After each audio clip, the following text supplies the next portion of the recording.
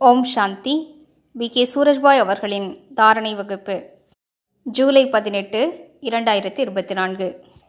பாபா கூறியிருக்கின்றார், எந்த உலகில் விஷ விகாரங்கள் எங்கும் நிறைந்திருக்கின்றனவோ அங்கே நான் எப்படி எங்கும் நிறைந்தவனாக இருக்க முடியும்?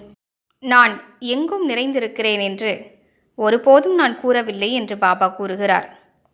நானோ பரந்தாம நிவாசி என்கிறார். பகவானே நமக்கு படிப்பிக்கின்றார். இது மிகப்பெரிய விஷயமாகும். ஞானம் மட்டும் வழங்கவில்லை, தவத்தின் சாதனைகளை கற்பிக்கின்றார். வாழ்வினை வாழக்கூடிய கலையை கற்பிக்கின்றார். நமக்கு பாதையை காட்டுகிறார்.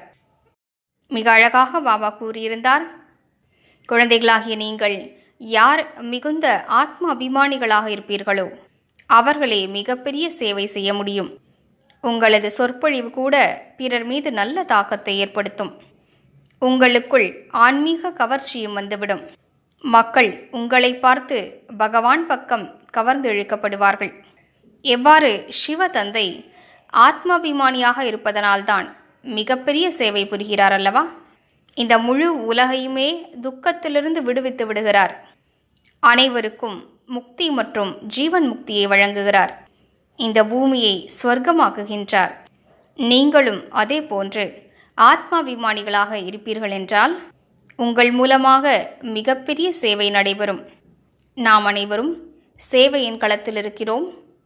சேவையில் வளர்ச்சி ஏற்பட வேண்டும் என்று விரும்புகிறோம். அநேக ஆத்மாக்கள் பகவானை சந்தித்து தனது உயர்ந்த அதிர்ஷ்டத்தை பெற்றுக்கொள்ள வேண்டும் என்று நாம் விரும்புகிறோம்.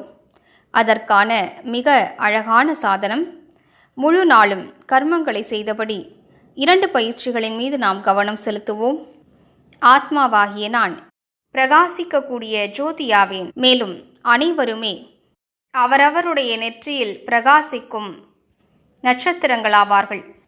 இந்த உடலின் எஜமானனாகிய நான் கண்களால் பார்த்து கொண்டிருக்கிறேன். யாரை பார்த்து கொண்டிருக்கிறேன்? ஆத்மாவை பார்க்கிறேன். பார்ப்பதற்கு உடல் தென்பட்டாலும் ஞானத்தின் 3வது கண்ணால் ஆத்மாவை பார்க்க முடியும். இதனை நன்றாக பயிற்சி செய்யும்போது ஆன்மீக பலம் அதிகரிக்கும். தாக்கம் அதிகரித்து கொண்டே செல்லும். உங்களது அதிர்வலைகள் மேலும் சக்தி வாய்ந்ததாக ஆகிக்கொண்டே செல்லும். கேள்விப்படக்கூடிய விஷயங்களை வைத்து நமது உறவுகளை நாம் சீர்குலைத்து கொள்ளக்கூடாது. இதிலும் கவனம் செலுத்த வேண்டியது அவசியமாகும். பாபா அழகாக முரளியில் கூறியிருந்தார், உள்ளுக்குள் இப்படிப்பட்ட விஷயங்களை கேள்விப்பட்டு நீங்கள் எரிந்து கொண்டே இருக்காதீர்கள். ஒருவர் மற்றதொரு நபரை பற்றி இன்னொருவரிடம் தவறாக கூறுகிறார்.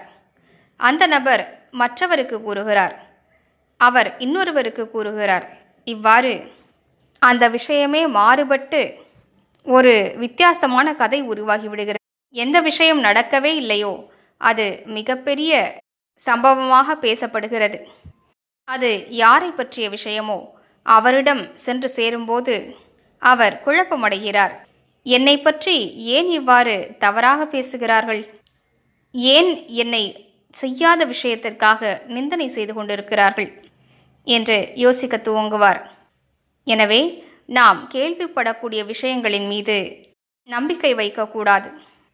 பெரும்பாலும் கேள்விப்படக்கூடிய விஷயங்கள் சத்தியமானவையாக இருப்பதில்லை.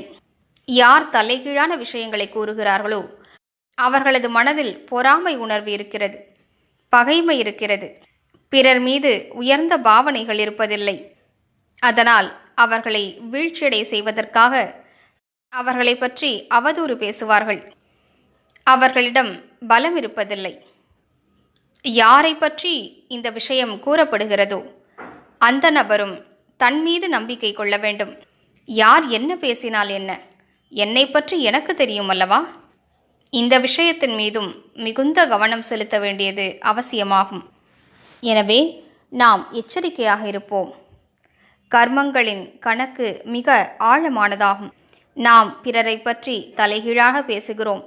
அவர் செய்த சின்ன விஷயத்தை பெரிதாக்கி அவதூறு பரப்புகிறோம் என்றால் நாளை நம்மை பற்றியும் மக்கள் அவ்வாறே பேசுவார்கள். கூடவே நமக்கு சாபமும் கிடைக்கப்பெறுகிறது.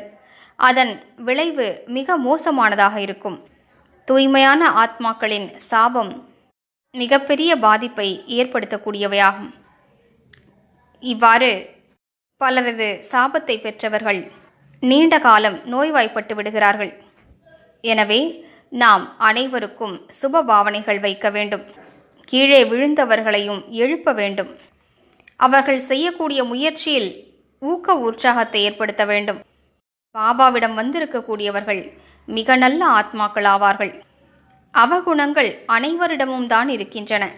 ஆனால் நாமோ நல்ல குணங்களை பார்ப்பதற்கு பதிலாக அவகுணங்களை பற்றி சர்ச்சை செய்கிறோம்.